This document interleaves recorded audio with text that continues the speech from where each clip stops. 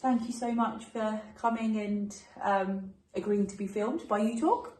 More than welcome. And firstly, we'd like to introduce you to Daryl. And Daryl is a very special gentleman who has come and spent some time with the sheep over the weekend. And we thought it would be a good opportunity to find out a little about your story. A little about my story. Very kindly said you would share with us. I have said that I will share it with you. Let me just move the pine cone out of your head. So it's not Christmas. Yes, but only share what you feel comfortable sharing, obviously. No, where do you want me to start? At the beginning. At the beginning. Not your birth, that's too far. I was born.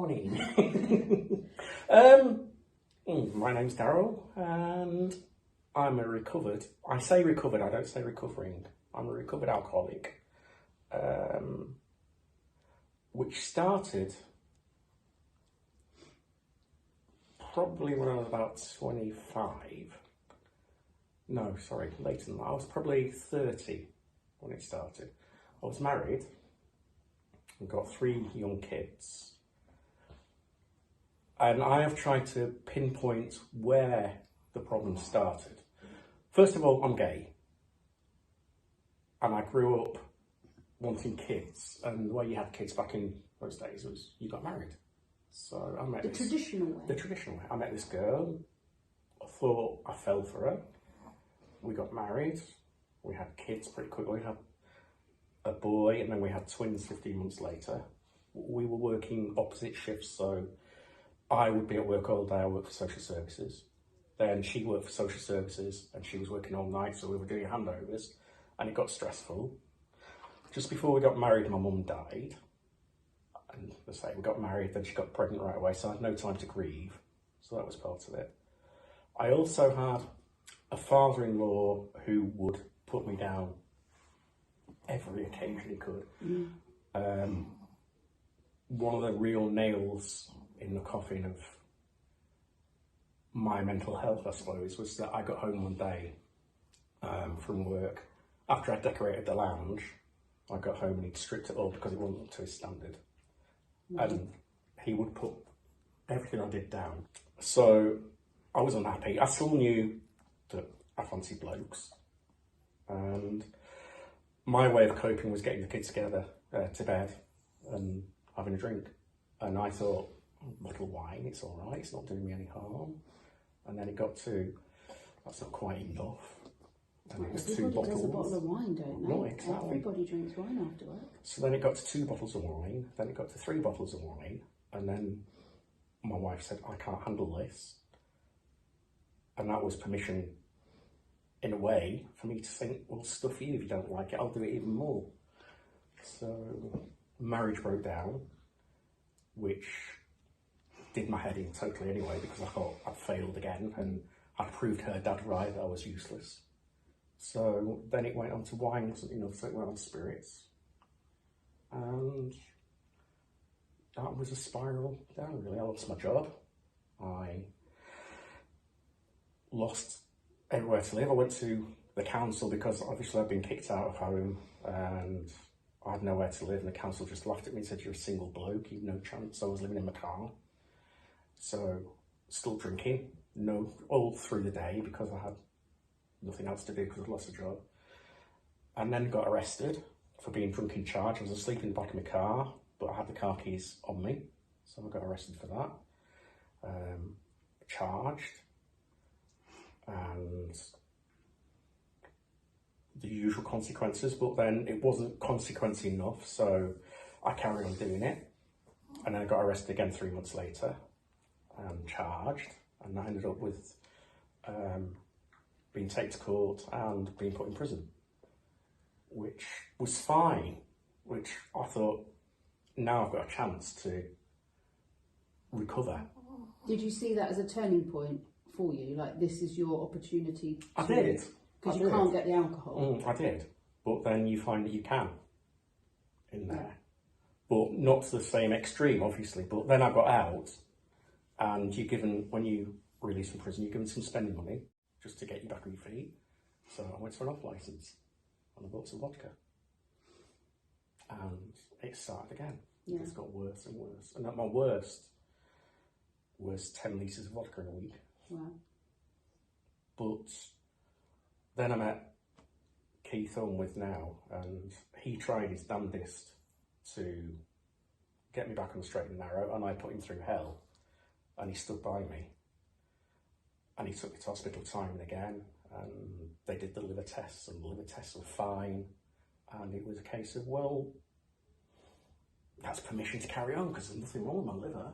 It's not doing any damage. So he finally took me to the Priory clinic in Nottingham, and you had to have an alcohol test before they let you through the door. It was like a day place, and I point blank refused because I can't stand being told what to do. So that was just kicking it back in again. So I did it again and again. And it took me back to another doctor, and this doctor said, look, until he makes up his mind that he's doing it himself, there's no chance. No one's going to stop him until he decides. Has to come from you. Yeah. And then, I don't know how it happened, but one day I woke up and I just said to him, I'm not doing this anymore. And I went cold turkey. Wow. And I got a bollocking off the doctor for that. Because that's not the way you do it. But, and more or less after that, I was fine. There were a couple of occasions where I'd stumbled, also because of the alcohol problems, and also because my ex didn't like the fact that I was now with a bloke. She stopped me seeing the kids. And then when I did eventually start seeing the kids, every occasion was, he can't be trusted. And the kids are actually told that gay people abuse kids by their mum. Threw me again for a while, so that was another drinking point. But yeah, I woke up one morning and said, enough's enough, I don't want to do this anymore. And there were a couple of points where I stumbled, but I know. But after that, I mean, occasionally I get stressed now. I mean, I phoned you a couple of weeks ago and said, I'm not happy, I'm not good. Yeah. And I went to pick Keith up from work and said, I was that close. But I know now that I won't do it. And that's why I say I'm recovered, because I know that I won't. I'll never say I'm recovering, because I still think that to me personally, there's a chance that I will. Right. Whereas I know now that even if I think I want a drink, is that because you have coping mechanisms now, or your mindset is completely different? My mindset's completely different. I know now what it does to me, and I know that if I had a drop, it wouldn't stop until I was totally out of it. So you know, if you had a drink, you would drink to excess. And then I would feel ill, and then I would feel like I'd let people down. And the one person I won't let down anymore is Keith. Yeah. I don't consider letting myself down, but because I'm with someone I really love. Is that so? Is it? It means more to you not to let Keith down. Yes. Yeah. Oh, okay. I've got someone now who has stood by me through thick and thin. It's like the whole concept of kind of consequences, isn't it? Yes. I guess, and that acknowledgement of being powerless. And I think that's the overriding thing, isn't it, with addiction, is the powerlessness of the addiction, but not only for you, but also for the loved one as well, isn't it? I mean, it's strange because, as I say, my kids were enough to stop me. It wasn't until I found someone who I wanted to be with, and I accepted who I was, because I was frightened of telling people I was gay as well. Yeah, because that obviously where you say about like your children weren't enough to make you stop drinking, I think the way I perceive it as well is that, as you say, it's within yourself, isn't it? It's that acknowledgement and that acceptance within yourself. You know, obviously you're blessed with Keith, but Keith came to you at the right point in your life, and you know things obviously. Yeah, and don't get me wrong. I mean, I did put him through hell for a lot of time, but I mean, my kids as well. It was a case of, oh, I've let the kids down again because I'm drunk, so I've not seen them. Oh, I better have a drink then. You know, it was that self punishment and perpetuating it. Oh, I've been bad, so stuff it, I'll be bad again then. And, you know.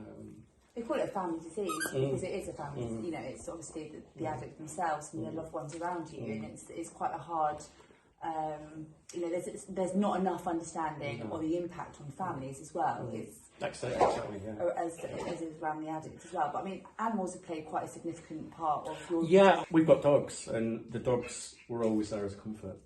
You know, I mean, if I was out of it or on the way to being out of it, lying on the sofa with a bottle in my hand, the dogs would be up on my knee and they'd be just nuzzling me and, you know, pulling me along as much as possible. But yeah, and it's the same with sheep. You know, I can imagine, because the sheep are so loving. That, You spent some time with them this afternoon, didn't you? Yeah. I did. How do you feel? I mean, obviously, unfortunately, one of the consequences of addiction is many people lose pets and animals that they've had for whatever reason. You know, the power of animals is quite underrated, really, as a tool for helping the process of recovery. I mean, where do you feel, you personally, as somebody that's been through the process yourselves, that EWE Talk would fit in? I think there are so many ways that people will say you can go and get help. AA, I tried AA and it wasn't for me, because again, as much as it wasn't people preaching, I didn't want to hear about other people and what they were going through, because in a way that was encouraging me to. I mean, it's horses for courses with different people in the way it works. Whereas you come somewhere like EWE Talk, and the animals are just there to be fussed. They're not judging. Sometimes I know AA and places like that, and you go to different groups and whatever, and they're not judgmental. But in the back of your mind, when you're an addict, someone in that group will still be judging you. Whereas animals don't. They just want your attention, and they're quite happy to give it back. So They take you for who you are, right there. Yeah, right there.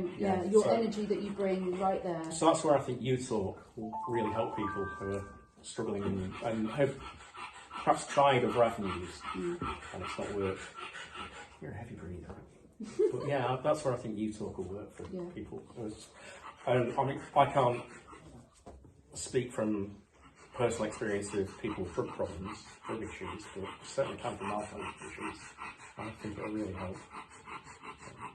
That's encouraging. Well, thank you so much for being so open and sharing your story with us. I mean, I know but hopefully those viewing can take a sense of hope and strength from the story that you've shared. It's so kind of you. It's probably very familiar to a lot of people. What I will say is, even when you're at your lowest, and I was at my lowest, and I didn't think there was any way out of it, eventually there is a way out of it. There is a way out. And on that note, yeah. You wanted the last word. Yeah.